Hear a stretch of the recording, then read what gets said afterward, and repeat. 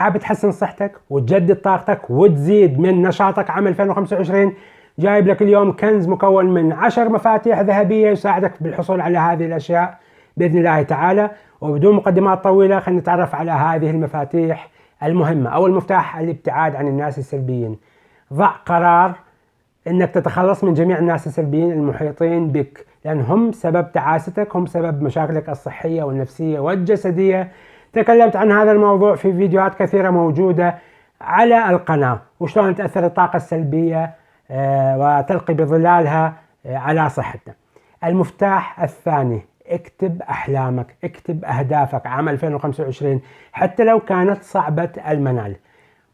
خذ قلم وورقة واكتب جميع هذه الأهداف. بهذه الطريقة تحفز نفسك، تشحن نفسك بطاقة إيجابية، حتى العقل الباطن يتقبل ويعني يساعد قدر الإمكان على إعطائك هذه الطاقة الإيجابية. لما يكون عندك أهداف محددة حتى لو كانت صعبة وتكون غير واقعية، بس تكتبها أنت تواجه هذه الأحلام وهذه الأهداف، وهذا أكيد ينطيك حافز على التقدم وعلى يعني المحاولة قدر الإمكان.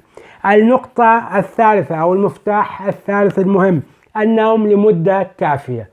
النوم مهم جدا، علينا النوم لمدة كافية، لأن النوم يلعب دور كبير جدا في صحة الإنسان. تحدثت عن هذا الموضوع أيضا في فيديوهات كثيرة يمكنكم مشاهدتها. هذا مفتاح مهم.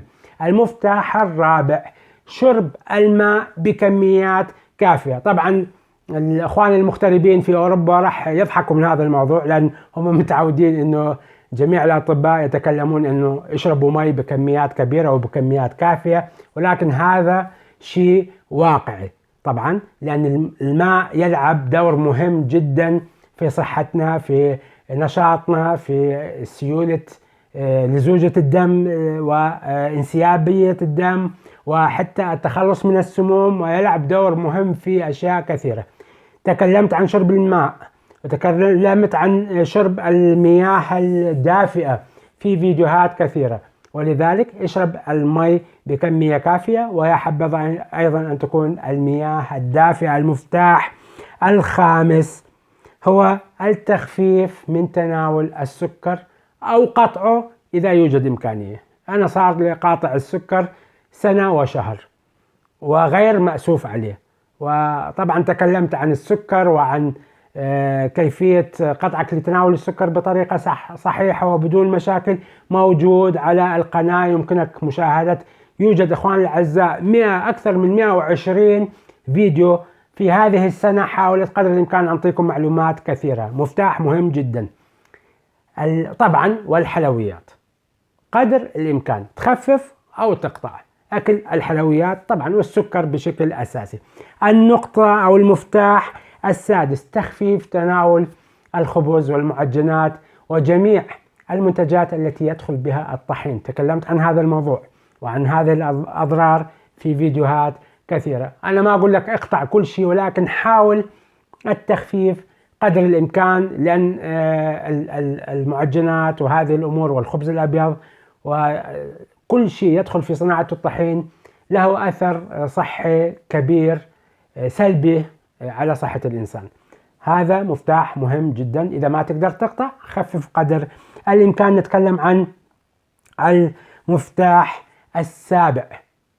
طبعا قبل ما نروح على المفتاح السابع، إذا احنا تكلمنا عن الغذاء، نتكلم أن نأكل الغذاء الصحي. الغذاء الصحي طبعا الكل يعرف هذه الأمور، فالابتعاد عن المواد الغذائية السيئة، وتناول الخضروات والبروتينات والفيتامينات، والابتعاد عن الزيوت القلية قدر الإمكان، استعمال زيت الزيتون. هذا كله في المفتاح اللي تكلمنا عنه بالنسبة للتغذية. المفتاح السابع مهم جدا جدا، وخاصة للناس اللي عمرها فوق 40. الاهتمام بالعضلات. كل مشاكلنا أو أكبر نسبة من مشاكلنا تأتي بسبب إهمالنا للجهاز العضلي. أنا ما أتكلم عن البايسبس أو شيء لكي نعمل شو، أنا أتكلم عن جميع عضلات الجسم يجب تدريبها. تكلمت عن هذا الموضوع في فيديوهات كثيرة. يوجد فيديوهات شلون تتدرب حتى بالبيت بدون ما تذهب على النادي، بقنانة فارغة معباة بالماء بسيطة موجودة على القناة، لكن يجب عليك أن تمرن عضلاتك بطرق سهلة وبسيطة حتى لو ما عندك إمكانيات مالية، لكن يمكنك بالبيت موجودة على القناة. المفتاح الثامن ممارسة الرياضة. طيب دكتور أنا أي رياضة؟ تكلمت عن هذه الأشياء ولكن نعيدها بطريقة سريعة للناس الجدد. قبل ما أتكلم عن هذا الموضوع، إذا بعدكم موجودين اثبتوا أنكم من الأبطال بوضع اللايك الجميل والاشتراك وتفعيل الجرس لتصلكم جميع هذه الأمور.